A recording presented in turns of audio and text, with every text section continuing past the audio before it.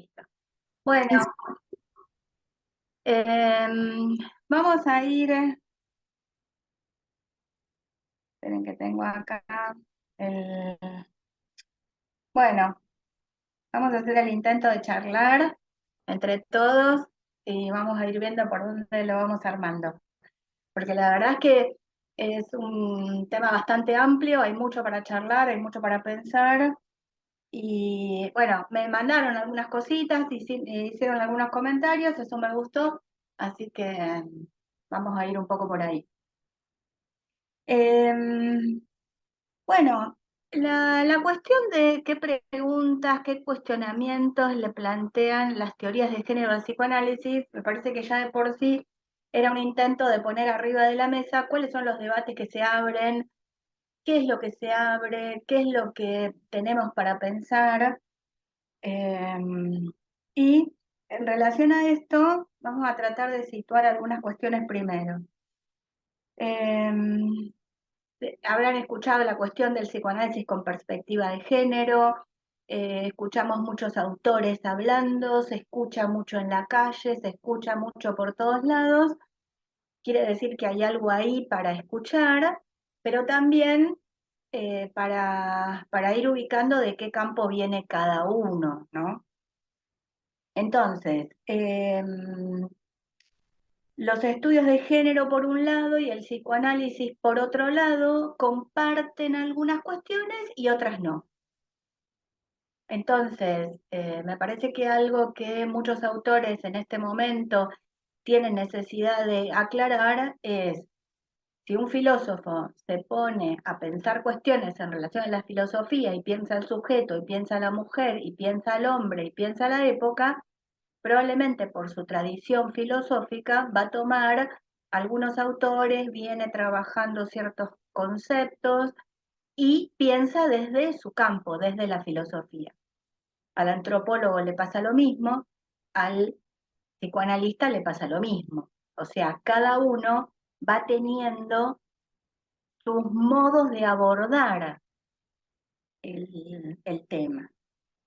Entonces, los estudios de género fueron estudios que dijimos empezaron hace relativamente poco, en la década del 60, en la década del 70. Primero empezó la cuestión de los estudios de la mujer y de hecho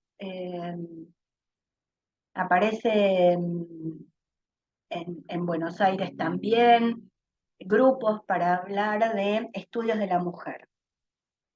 Después, con el tiempo, también aparecen estudios sobre la masculinidad.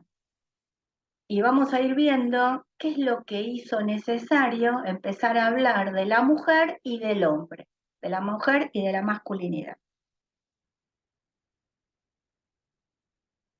Bueno, se van tomando conceptos que aparecen, nosotros tenemos como esa herencia colonial, dicen algunos autores, como que vieron que lo que viene de afuera, es esa frase de Borges, los argentinos, conocen esa frase de Borges, los argentinos descienden de los barcos, ¿no?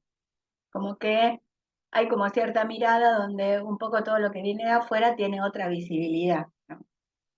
Entonces, se lee mucho más, decíamos el otro día, autores extranjeros que autores nacionales, ¿no?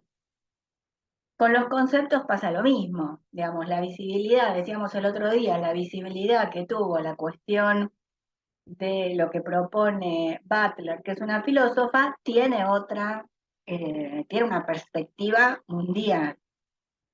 Bueno, con el concepto que trabaja Derrida, y me meto de lleno con el tema, él dice, el pensamiento moderno, el pensamiento de nuestra época, es un pensamiento falo-logocentrista. O sea, que confunde al ser humano con el varón.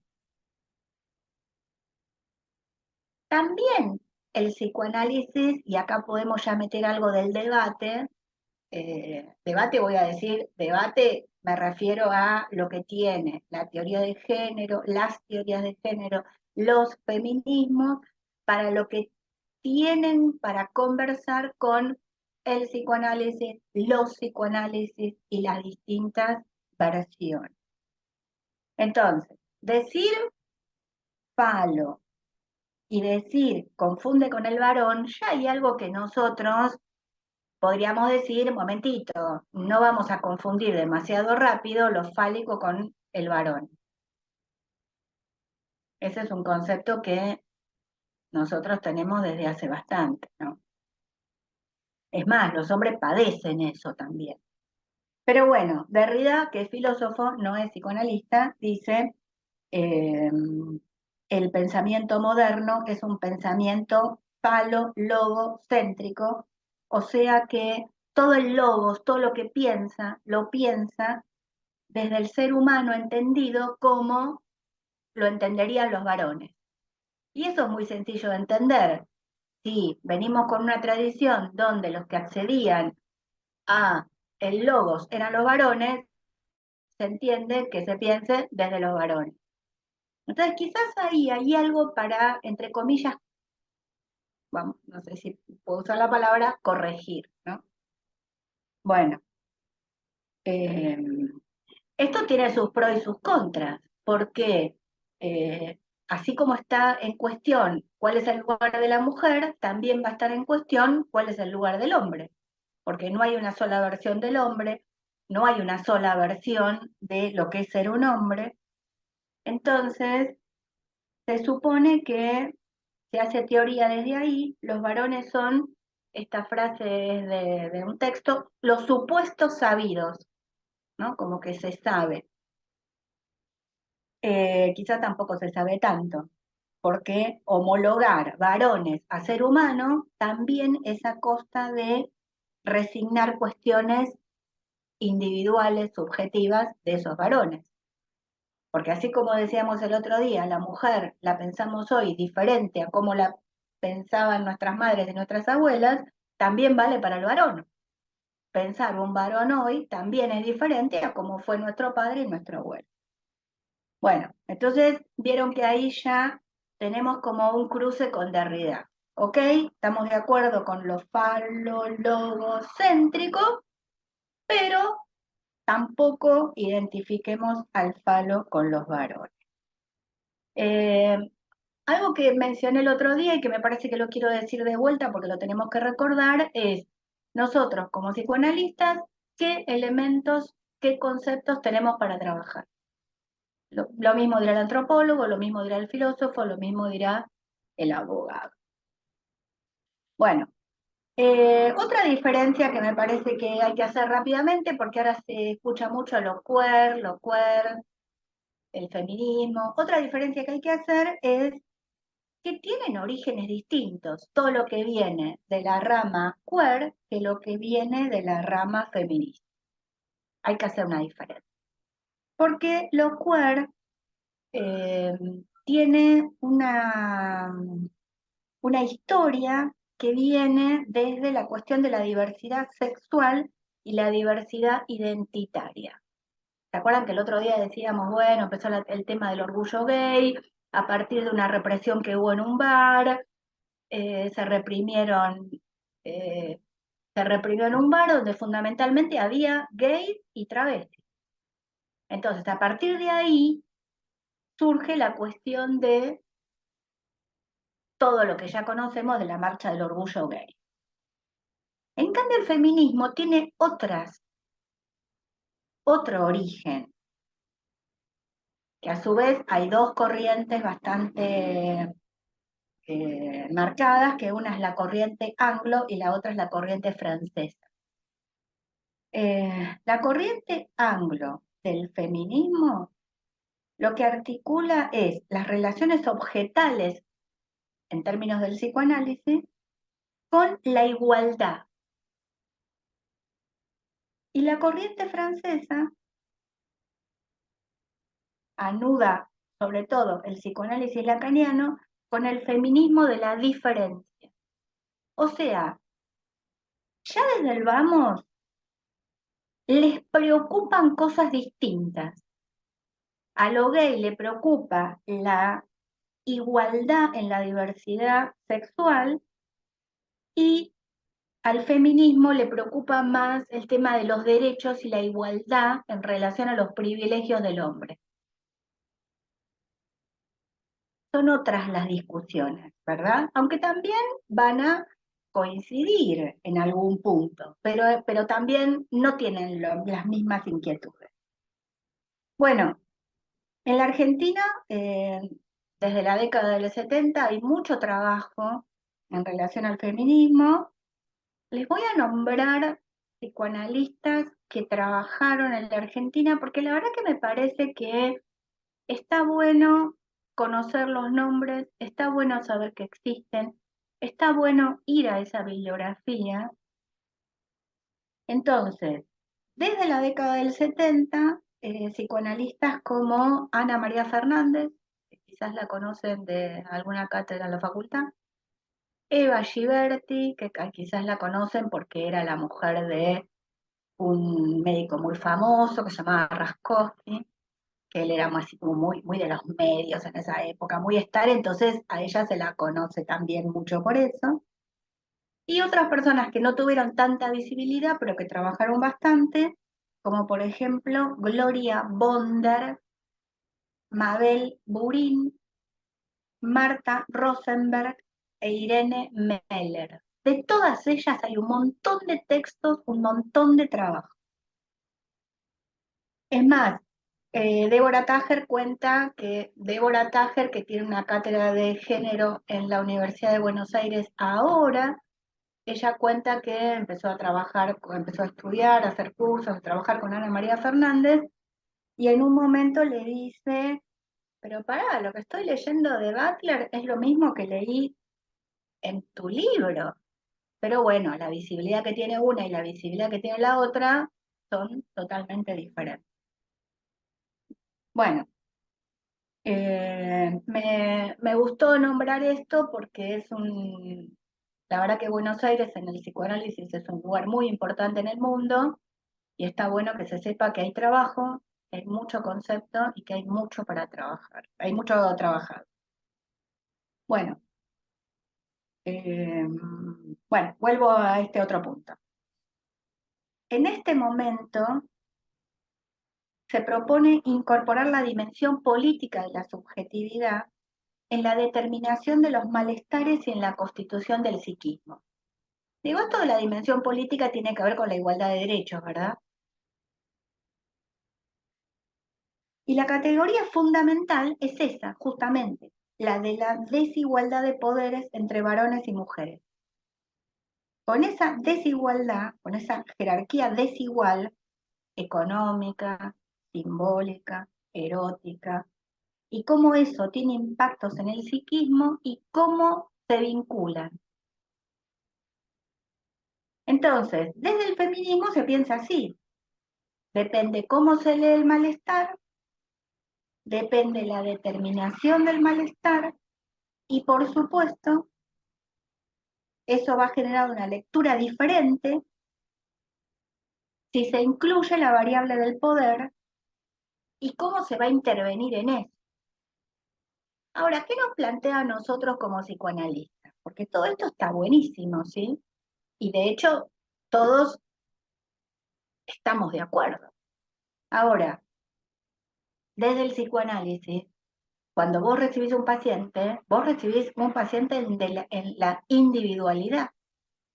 Entonces, todo esto es de el logos, pero nosotros rápidamente decimos, bueno, ¿cómo escucho yo a un paciente? Yo no lo escucho desde una ideología, no lo escucho desde lo que dice el feminismo, desde lo que dice el psicoanálisis. Lo voy a escuchar desde cómo ese sujeto en particular viene a hablar algo de qué lo divide, qué lo sintomatiza, cuál es el malestar individual que tiene con esto. Entonces, eh, a veces ocurre que cuando un discurso es muy imperante, pareciera que todos decimos lo mismo, que todos estamos de acuerdo, que todos vamos a escuchar desde ahí, y sin embargo, atender a un sujeto es entrar en otra variable que es de la dimensión de cómo el sujeto le impacta esa ideología. Les voy a dar un ejemplo de mi clínica, que es lo que uno puede decir. Hace un tiempo escucho a una paciente militante de derechos humanos, militante de eh, las causas de la mujer, asistente a la mayor cantidad de marchas del 8M que podía, militaba en un partido. Bueno, ok, obviamente, todo eso estaba buenísimo. Pero un día me dice, mira, te quiero decir algo. eh, Estaba con mis amigas son amigas de la militancia, amigas de las marchas, de todo esto que compartimos. Pero bueno, lo que había pasado es que va a la farmacia y compra, le gustó un lápiz de labio rojo, se lo compró, se lo puso. Entonces las amigas le dijeron, pará, esto es patriarcal, pará, esto es, ¿qué estás haciendo? Entonces ella se sintió muy mal porque quería ponerse algo que, más allá de la ideología, le gustó. Entonces empezó todo, eso generó una cantidad de cuestiones en que se la leía desde lo ideológico como, bueno, vos no estás comprometida con la causa, vos al final estás padeciendo los síntomas de lo que nosotros combatimos. O sea, ¿se entiende la juntura? Que una cosa es abregar por los derechos y otra es que un sujeto individualmente se pueda poner o no un lápiz de labio, se pueda poner o no la ropa que le guste, pero resulta que no era tan libre de ponerse la ropa que le guste. Se abregaba por la libertad, pero en verdad encuentra que no hay libertad, que hay más bien una enajenación, una alienación a un discurso político que finalmente otra vez la estaba alienando. O digo, o cómo lo leemos nosotros.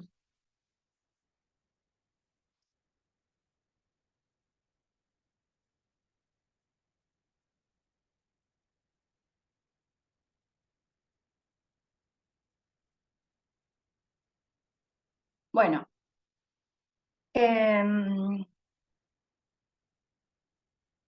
creo que quedó claro, me parece, que la teoría queer, por un lado, tenía un origen y la cuestión del feminismo tenía otro, ¿no? Pero ahora hay algo que se escucha también, que es algo así como la cuerificación de la cultura. Ahora vamos a llegar un poquito a eso. Em, Trabajar sobre lo identitario, trabajar sobre la diversidad sexual, es algo que viene desde los años 60, 70, muy pegadito con los estudios sobre la homosexualidad.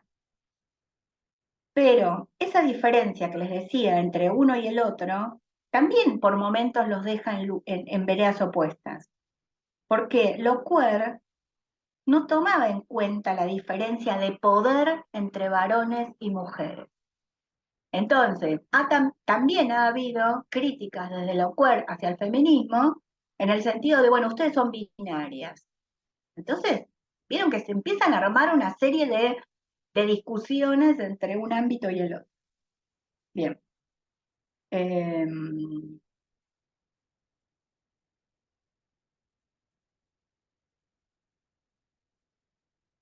y leí, entre todo lo que leí para esto, también leí una anécdota que se las voy a contar. Eh, bueno, Butler, ya dijimos, filósofa norteamericana, ciertas cosas, por supuesto que conoce a Lacan, pero lo que no conoce es cómo se hace un análisis lacaniano. Entonces, por un lado conoce la teoría, pero por otro lado nunca vio un paciente, nunca atendió un paciente. Entonces hay un montón de cuestiones que no conoce en relación a la clínica y al consultorio. Entonces, como decíamos recién, una cuestión es bregar por los derechos y otra cuestión muy distinta es escuchar a un paciente que te dice, me quiero poner un lápiz de labios. Entonces, una autora argentina tiene mucho intercambio con autores norteamericanos, con brasileros. Bueno, cuenta que en los años 90 tuvo un encuentro con Butler y le pregunta, bueno, pero ¿cómo es un análisis lacaniano? en los años 90. O sea, que hay mucha teoría, y esto también me parece que es una dimensión que la tenemos que tener, es mucha teoría, pero no son analistas. Y atender un sujeto tiene una lógica diferente. Entonces me parece que nosotros eso es algo que no tenemos que perder de vista. Es una crítica que también se le hizo a otro autor, Zizek, no sé si lo conocen. A él también se le hizo mucho esta crítica, porque es un autor que ha producido muchísimo, que se analizaba con Miller, pero hasta donde yo sé, no sé si estoy al día de hoy en lo cierto o no, jamás atendió un paciente. Entonces hay una diferencia en eso. Bueno, eh,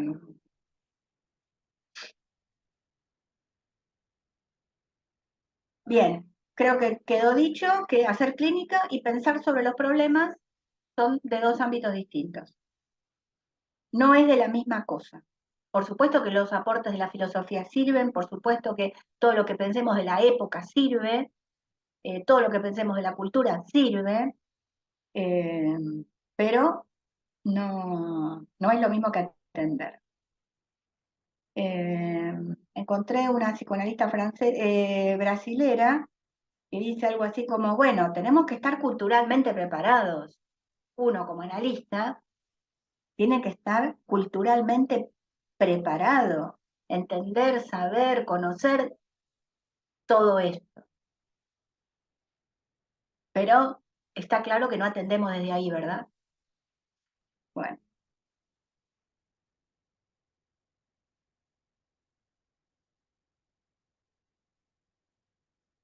bueno, estábamos con los 60, los 70, unos cuantos años más adelante, voy a los 1985, se publica un libro que se llama El feminismo espontáneo de la histeria, de una autora, Emile Bleichmann.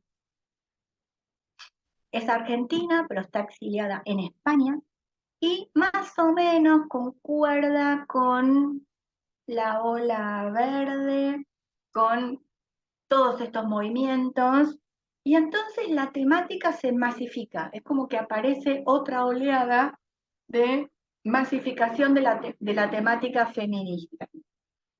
Otra vez, como decíamos el otro día, no hay un solo feminismo, no hay un solo psicoanálisis, pero aparece mucho la cuestión de la militancia joven, la militancia popular. Obviamente trae sus demandas, trae su léxico, trae sus propuestas. Entonces, otra vez surge la cuestión de cómo escuchamos eso, a qué le damos lugar, cómo nos toca a nosotros como psicoanalistas.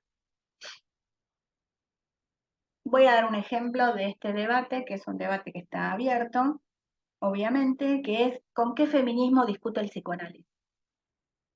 Hay una autora que dice, bueno, ojo que los psicoanalistas discuten con el feminismo de sus hijas, ¿no? Entonces aparecen sus demandas y, por ejemplo, un ejemplo que se puede tomar de esto es el término relaciones tóxicas, responsabilidad afectiva. Son términos que surgen del feminismo joven, eh, pero bueno, son conceptos que hay que debatirlos. En ¿cómo los llamaríamos nosotros? ¿A qué le das lugar? ¿A qué no le das lugar? ¿Es de nuestro ámbito? ¿No es de nuestro ámbito? Quizás nosotros lo traduciríamos a una responsabilidad subjetiva, ¿verdad? ¿Conocen el concepto responsabilidad afectiva, supongo, ¿no? Bueno, hay una comunicación, ahora el chat es un tema, qué se publica, qué no se publica, qué aparece en el Instagram, si te vieron, si no te vieron, si te contestó, si no te contestó. Entonces, está mal visto, cualquier persona joven diría, cualquier mujer joven diría, está mal visto que yo le mando un mensaje, veo los dos tildes y no me contesta nada. Eso no es responsablemente afectivo. Entonces, hay un intento de visibilizar el tipo de relación entre varones y mujeres. ¿Qué supone el varón? ¿Qué supone la mujer? ¿Cómo están históricamente determinados? ¿Cómo se dan estas relaciones? Y entonces ahí se entremezcla otra vez la cuestión política, la cuestión de la construcción social de la masculinidad y la feminidad, las cuestiones políticas en relación a la jerarquía y también las cuestiones históricas. En qué contexto, en qué contexto está el varón, en qué contexto está la mujer? Entonces, nosotros diríamos, bueno, ¿qué responsabilidad subjetiva tiene esta persona? ¿Qué es lo que ocurre individualmente entre esta mujer y este varón? Porque podría darse al revés también, podría ser que sea ella la que no responda. Entonces, otra vez, es un punto donde se cruzan los tipos de relación actuales entre varones y mujeres y cómo lo leemos nosotros desde el sujeto en el consultorio hablando de eso. Eh, Decir que es un feminismo popular no es ni más ni menos ubicar que hay una demanda ahí y veremos cómo la escuchamos. Desde el feminismo más combativo van a decir, hay una cuestión patriarcal, hay una cuestión del varón y no contesta por ciertas construcciones de las masculinidades que se sienten en jerarquías, que se sienten en otro lugar, que no siente que tenga que responder a una mujer, porque quizás le responde a un amigo. Entonces, desde el feminismo lo van a tomar como hay construcciones sociales de privilegio, de jerarquías, eh, y por otro lado de asimetría entre el varón y la mujer. Entonces, este término sexo afectivo es un término que es de la época, que es del feminismo, que es del feminismo joven, pero que toca mucho con los tipos de relación construidas de las masculinidades y las feminidades. Eh, y digo, esto lo escuchamos, me parece que lo escuchamos mucho porque se visibiliza, y es una época de visibilización, por ejemplo, está el término peaje, los peajes que pagaban las mujeres, había que pagar un peaje, alguna la pagaría, otro no lo pagaría, pero bueno, hay como ciertos ámbitos donde la mujer tenía que, si quería acceder a ciertos lugares, había como ciertos peajes que había que pagar. Quizás la diferencia es que antes se decía, bueno, no te queda otra, y ahora se visibiliza, se entiende como que esto no está bien, eh, y obviamente se entiende desde el feminismo como productos de la diferencia de jerarquía y lugares de privilegio. Entonces, aparece el término desde el feminismo de la democratización de las incomodidades. O quizás escucharon las microviolencias también. Parece que son términos que intentan, cada uno desde su campo, visibilizar los malestares.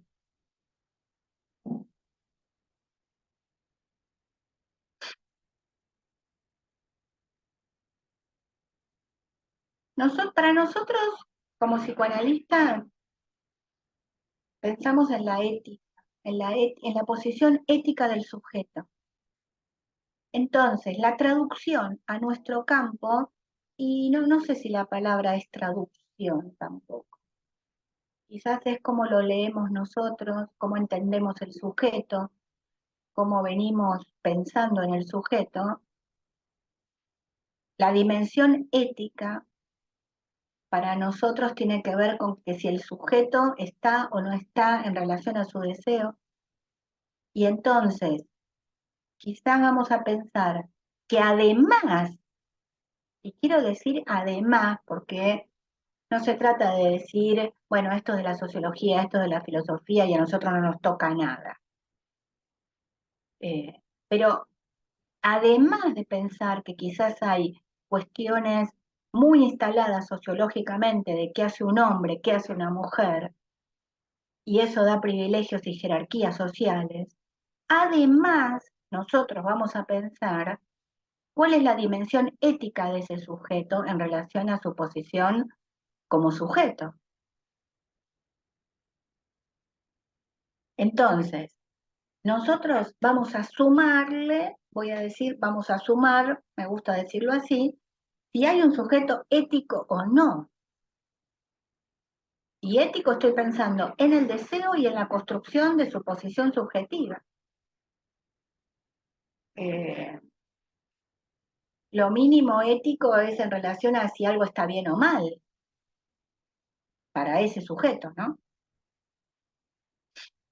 Entonces, una categoría importante para nosotros es que se juega en el contestar y en el no contestar. Eh,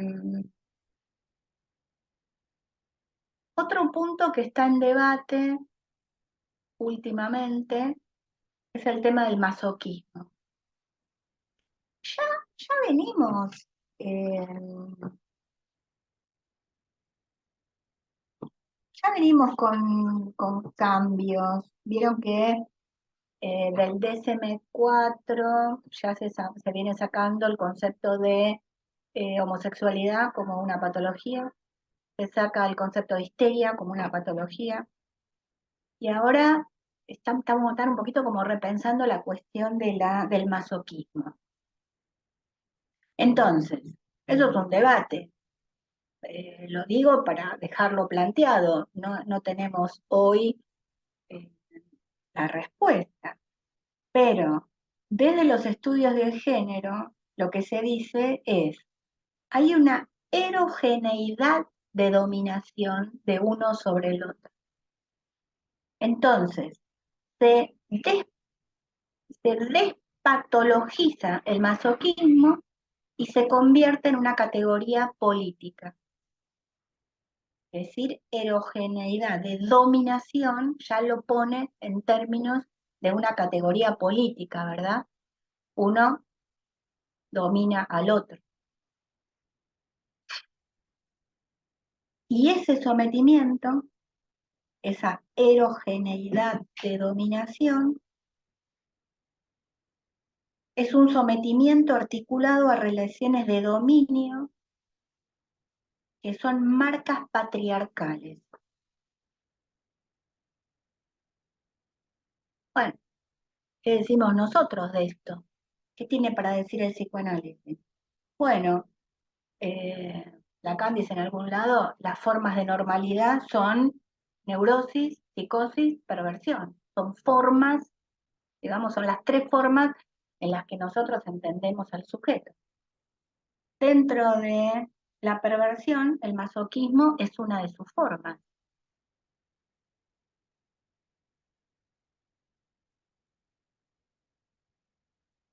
Entonces, para el psicoanálisis, el masoquismo sigue siendo una categoría válida. Es un modo de goce, es una posición erótica.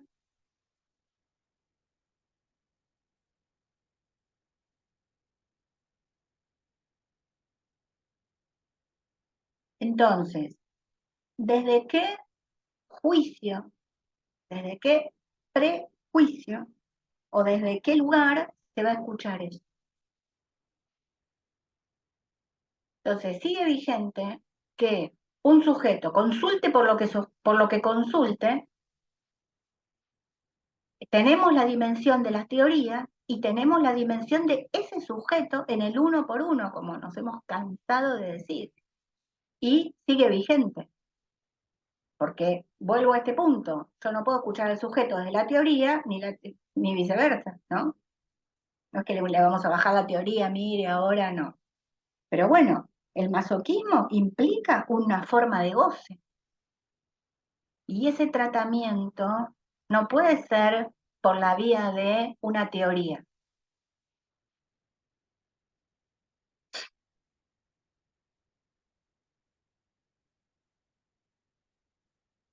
Me parece que es importante eh, entender que, por ejemplo, en lo que estamos hablando ahora sobre el feminismo y sobre ciertas luchas del feminismo, están articuladas en relación a conceptos de dominación, política, privilegios, y nosotros estamos escuchando en términos de sujeto, ética, deseo, modos de goce. Quizás lo que resta es ver cómo eso, si es que tiene, si es que tiene una traducción.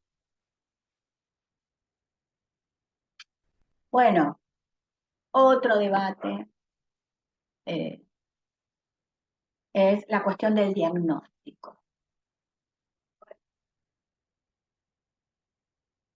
¿El diagnóstico es una etiqueta que estigmatiza a las personas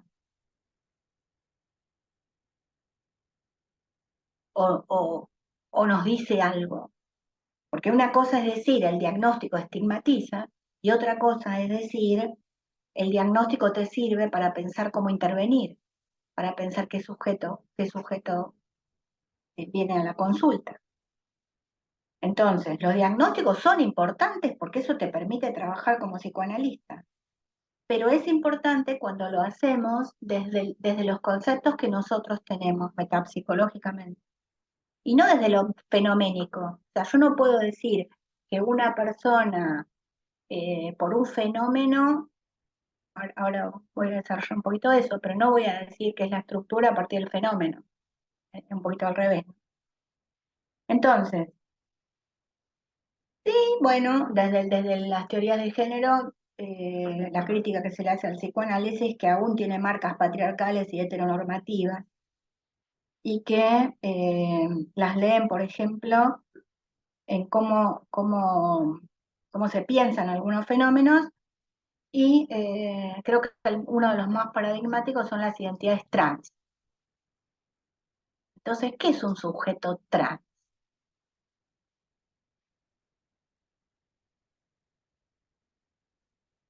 Para las teorías de género en general, eh, un sujeto trans es una forma de subjetividad. eh, Hay diferentes personas, hay diferentes identidades y una de ellas es la identidad trans.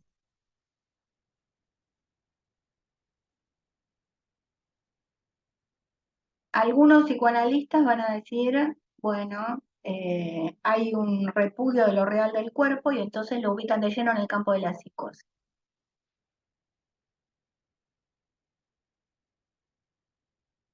Y creo que estamos en un momento donde cada uno de ustedes, cada uno de los que estamos acá en este momento, podríamos hacer ese ejercicio y decir, bueno, si me toca un paciente que es trans, ¿qué es lo que voy a escuchar? ¿Desde dónde lo voy a escuchar? ¿Cómo lo voy a suponer? ¿Qué es lo que voy a suponer? Creo que ahora, al igual que antes, vamos a hacernos la pregunta, ¿qué estructura? ¿Qué estructura? Entonces, por un lado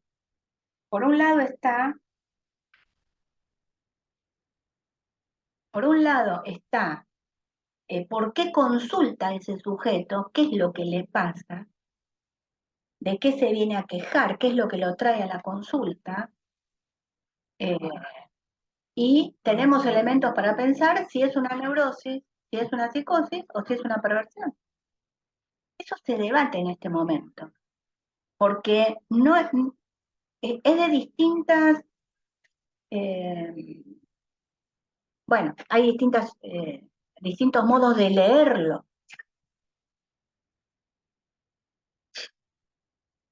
Hay algunos autores que dicen, sobre todo desde las teorías de género, dicen, una persona trans es parte de la diversidad humana. Dentro de la diversidad humana puede haber alguien que está en una posición homosexual, alguien que está en una posición heterosexual, y hay algún sujeto que está en posición trans. Entonces, más que nunca, en este punto en particular, nosotros como psicoanalistas diremos, mira, creo que es una neurosis, creo que es una psicosis, creo que es una perversión por esto y aquello.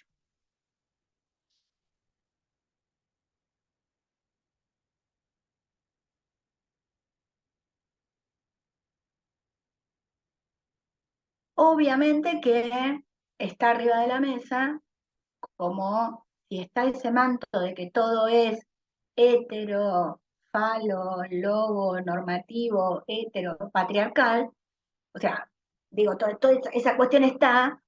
Entonces, también está la dimensión política de cómo se leen cómo se lee lo trans en este caso.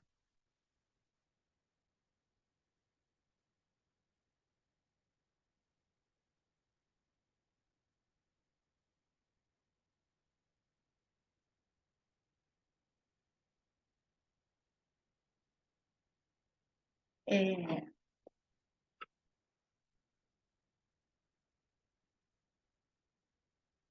entonces, algunos van a decir, desde la teoría de género, despatologizar es no llamar como patológico a algo que es de la diversidad humana. Y quizás desde el psicoanálisis se va a decir, bueno, tiene esta estructura, tiene esta elección sexual, tiene esta posición sexual, tiene este objeto, hay esta elección de objeto.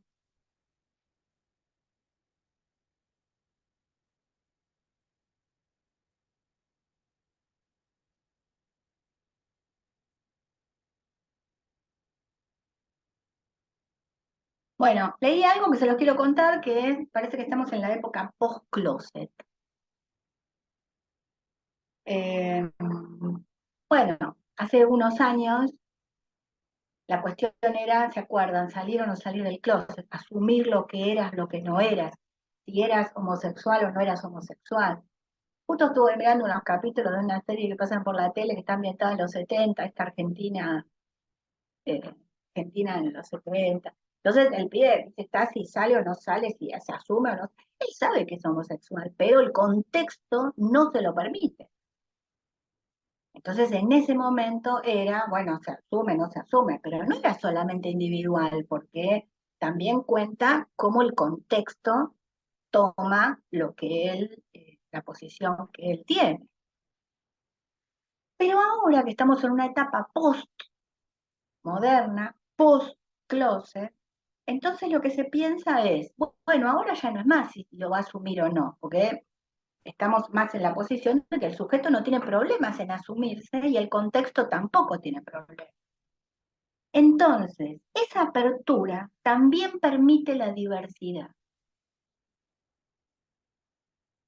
Entonces, se visibilizan cuestiones de las sexualidades más complejas. Vieron que aparecen cada dos por tres los 20 géneros, los 30 géneros, los 75 géneros, los 100 géneros, los 30 géneros. Entonces, se permite una visibilidad que antes no había. Bueno, algo que en lo que sí parece que estamos bastante de acuerdo los psicoanalistas, inclusive los psicoanalistas con perspectiva de género, es sostener el concepto de castración. En eso parece que hay bastante acuerdo. Y creo que entendemos por qué, ¿no? Porque sigue teniendo un valor muy importante, porque nosotros, sobre todo con Lacan, tenemos la cuestión del no todo, ¿no? La cuestión de constatar la castración es un tipo de lazo neurótico que permite el lazo entre los sujetos. Es un ordenador. De la misma manera que ni siquiera autores que se dicen con perspectiva de género, eh, rechazan la cuestión fálica. Lo que sí dicen es, bueno, obvio, el falo es un ordenador necesario Lo que lo vuelve heteronormativo es cómo se articula teóricamente ese ordenamiento. O sea, un ordenador tiene que haber. Y estamos de acuerdo que lo fálico es un ordenador. Lo heteronormativo es cómo se entiende ese ordenador. Porque si entendemos ese ordenador como que ciertos tienen un privilegio y ciertos no, ese es el problema. Pero entonces el problema no es lo fálico, sino cómo se entiende lo fálico. El problema no es el Edipo, sino cómo se entiende el Edipo.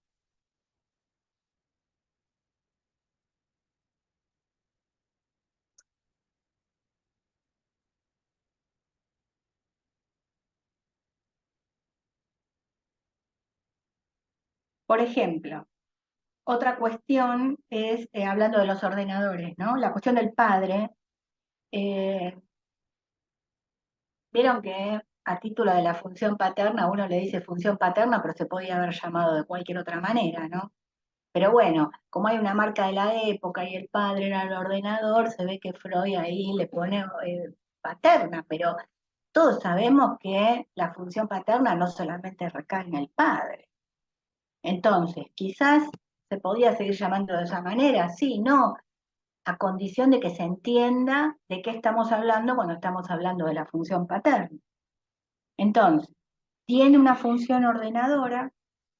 Nosotros sabemos que lamentablemente en la época ya no es paradigma de nada, muchas veces está caído, venimos escuchando, no se sostiene, está caído, está sintomático, no sé, se manda los mismos errores que cualquier hijo de vecino. Entonces, es una función necesaria, no se sostiene como el padre de otra época, pero sigue funcionando. Entonces, a veces eh, el síntoma del padre, aún así, un padre sintomático sigue siendo un padre, y entonces permite cierta identificación y cierta salida del Edipo, identificación a su síntoma, y cierta salida del Edipo que funciona. Eh,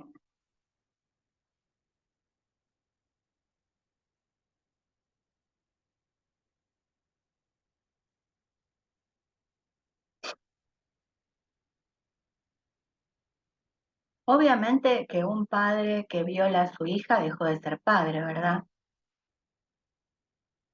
Porque ya no está más como padre. En tal caso, es un hombre que, en ejercicio de su goce, como sujeto no ético sobre un menor, avanza. Entonces, en su acto de violación, deja de ser padre. Entonces se puede sostener la categoría de padre sintomático que sostiene la función de ordenador, fallidamente, como sabemos, más fallidamente, pero la sostiene.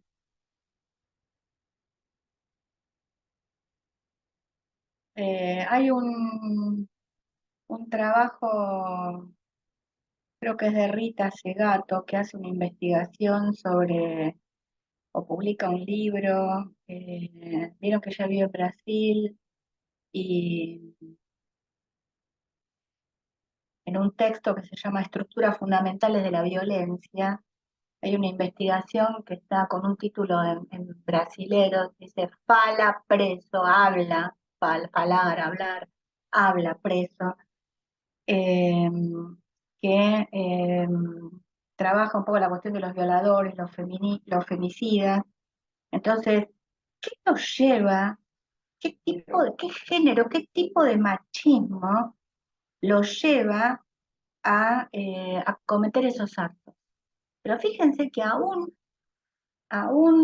Rita Segato, que es, no es psicoanalista, se pregunta, no le alcanza la cuestión de lo heteronormativo y de lo patriarcal, y sobre todo en ese texto, Estructuras Fundamentales de la Violencia, lo que se pregunta es, ¿qué tipo de machismo los lleva a esos actos?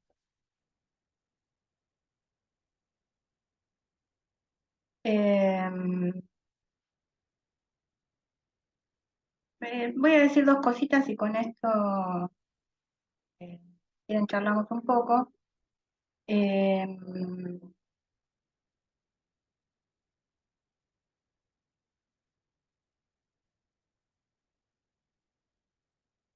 el hombre también queda aplastado por lo fálico, ¿no? Entendido en términos de violencia, machismo. Eh,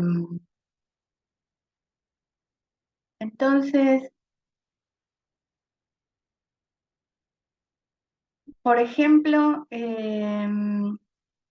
esta cuestión de las violaciones en manada, ¿no? Esta cosa de, otra vez, ¿qué es lo que los lleva a esto? Es como que hay algo que no logran tramitar de la posición del hombre en relación a cómo acceder a una mujer, eso falla, pero falla de maneras abismales, queda también perdido y como respuesta sintomática fallidas por el peor de los costados, aparece la posibilidad de abordar a una mujer por el peor de los lados, ¿no? Eh, bueno, porque tomaba esto de qué tipo de machismo, esto de Rita Segato, ¿no? ¿Qué tipo de machismo lo lleva a, a ejercer este tipo de violencia? Bueno, lo voy a dejar un poquito acá. La idea era plantear cuáles son las preguntas, los cuestionamientos y los debates que se generan entre género y psicoanálisis. Así que bueno, no sé si quieren comentar algo.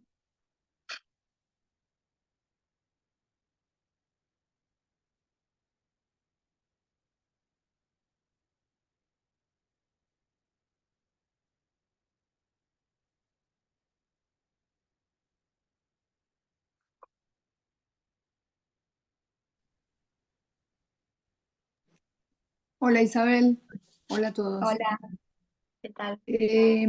Yo me había quedado pensando la vez pasada en esto de qué se hacía con la diferencia, si se asumía o no se asumía, y hoy me parece que lo conecto desde, por supuesto, desde el psicoanálisis, desde el discurso psicoanalítico, como,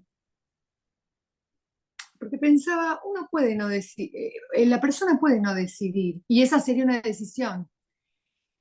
O sea, decidir no ver la diferencia, no diferenciar, ¿no? Por esto que era medio, en un momento dado habíamos dicho algo como híbrido, Neutro.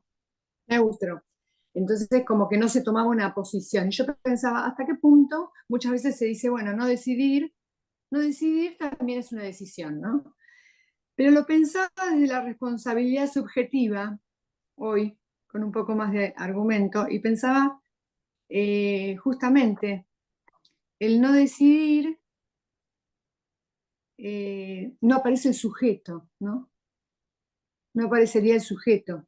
Entonces, podría ser algo así como que quedara en objeto si no se hace esa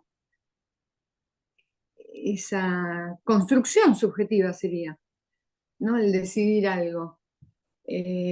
Quizás es por eso que queda en lo neutro, en lo híbrido. Eh, Eso por un lado. Se me había ocurrido pensar desde hoy cuando leía esto de la neutro o no tomar una posición de o qué hacer con la diferencia. Eh, Podría ser desde esto de la posición ética de que aparezca un sujeto y sujeto en relación a su deseo, que esto que sostiene el psicoanálisis. Así que nada, me parecía eh, esa observación, eso. Me parecía que tenía que ver más con el psicoanálisis. Desde el lado del feminismo, eh, bueno, claro, son diferentes cosas, ¿no? Yo acá hice como un cuadro comparativo cuando dijiste el feminismo, el poder político, privilegios, y el psicoanálisis al sujeto, al deseo, al modo de goce, ¿no? Como las diferencias que se pueden observar de un lado y del otro. Eh, bueno, nada, eso, como para seguir pensándolo. Lo que me surge un poquito de lo que decís es que ¿Qué es lo que te lleva a elegir? Mm. ¿Qué es lo que te empuja a elegir? Vieron que nosotros tenemos los dos tiempos eh, esa cuestión de la sexuación en dos etapas, ¿no? Oleada. Entonces tenemos una Ujú. elección infantil, la latencia y la adolescencia. Entonces, es claro que algo pasa en la adolescencia, que no es que vos decís, uy, voy, me voy a levantar, voy a elegir, no, sino que algo te despierta. De hecho, ese texto de Lacan, el despertar de la primavera, ¿no? Como que de pronto el pibe se despierta, algo lo despierta, ¿no? Y bueno, hemos pasado por los caracteres sexuales, que bueno, que la polución nocturna, que las chicas, o sea, el cuerpo te despierta. Entonces me parece que hay un montón de cosas que te fuerzan a tener que elegir. Y conceptualmente tenemos la cuestión de, después de ese periodo de latencia, digo, está ese tercer tiempo del Edipo, eso que ocurre después con el despertar del cuerpo y de lo que te pide el cuerpo, qué sé yo qué. Bueno, con eso aparece la cuestión de los títulos fálicos. La cuestión de poder servirse de las marcas con las que saliste del Edipo. A grosso modo, uno sale del Edipo con una posición de qué es ser un hombre o qué es ser una mujer.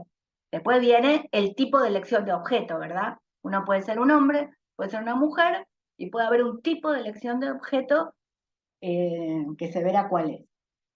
Pero ¿qué te fuerza? Lo que vos decís a mí me lleva a preguntarme, pero ¿qué es lo que fuerza? ¿Qué es lo que empuja a elegir? Entonces, vos por un lado saliste con una posición, saliste o por un lado para el otro, para lo que quieras, pero saliste con una posición. Después tenés la cuestión de con qué te identificás. Entonces, ahí la función del padre en relación a que te puedas identificar con algo, por eso padre es el que aúna algo de la ley con el deseo, no el que va al goce por un lado y el capricho por el otro. Entonces, la función del padre, fallida o no, es la que te va a permitir, nosotros lo llamamos así, función del padre. No tiene nada que ver con el tipo que camina, pero es algo que te transmite, algo que te transmite qué hacer en la vida. Y entonces, vía los títulos fálicos y ese tercer tiempo del Edipo y la identificación a los títulos fálicos, uno constituye el ideal del yo. Y ese ideal es que funciona como norma tipificante en términos de, según el tipo ideal de sexo. Eso fija una norma, el ideal del yo normativiza el deseo, fija una norma y le da una orientación al deseo. No importa que sea hetero, homo, bi, la que fuera. A partir de ese momento, nosotros decimos algo quedó fijado. Por eso hay que ver bien qué se dice cuando se dice género fluido.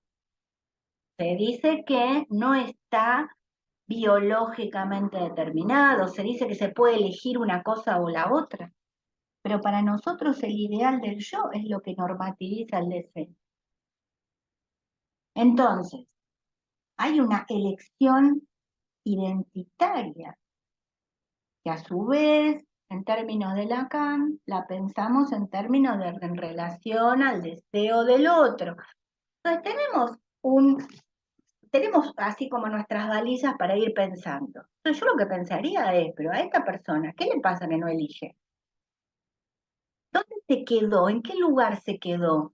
Porque vieron que muchas de estas situaciones también ocurren cuando vos decís, pero che, ¿qué te pasaba en la adolescencia? No, bueno, yo no quería salir porque tenía vergüenza, bueno, yo no quería salir porque mi cuerpo no, bueno, yo no quería salir. Entonces, en el obstáculo uno lee algo de qué es lo que está ocurriendo. Eh, Así que creo que yo tomaría un poco lo que vos decís en términos de, bueno, ¿qué es lo que no anduvo? Porque vieron que la gente no anda leyendo libritos para hacer lo que... Entonces, justamente vienen cuando se preguntan qué pasa que no me enamoro, qué pasa que el lazo, qué pasa que no puedo estar con alguien. La gente viene a preguntar estas cosas. Eh,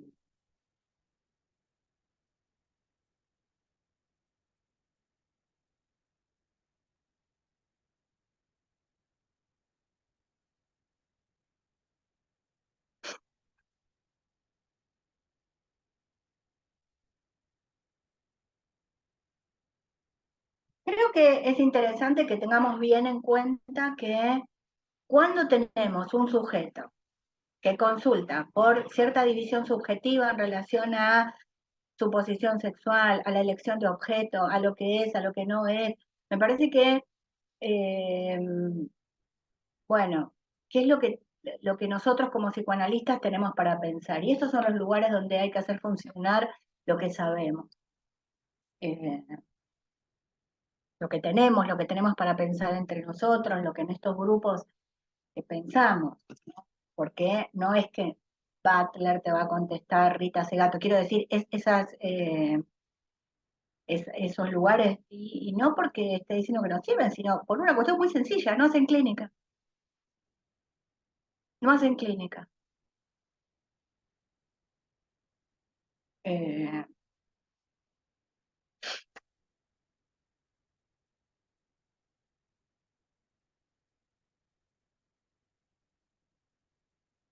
Después está el sujeto de derecho, ¿no? Los derechos, sí, perfecto, pero el sujeto de derecho es un sujeto que no tiene división subjetiva, que tiene, es un individuo casi, ¿no? Para nosotros el sujeto es un sujeto dividido, o sea que estamos hablando de sujetos totalmente distintos en relación a cuando un sujeto viene al análisis, viene por lo que lo divide, que es un campo totalmente distinto a decir, a mí me toca tal cosa y es de pleno derecho ese reclamo. Pero fíjense que es un recorte subjetivo teórico totalmente distinto. Bueno, les vuelvo a decir lo que les dije el otro día. Si quieren, si se quedan pensando o más adelante, si tienen ganas, me escriben un mail, que es lo que es más fácil que circule. Y bueno, la seguimos cuando quieran. Qué bueno.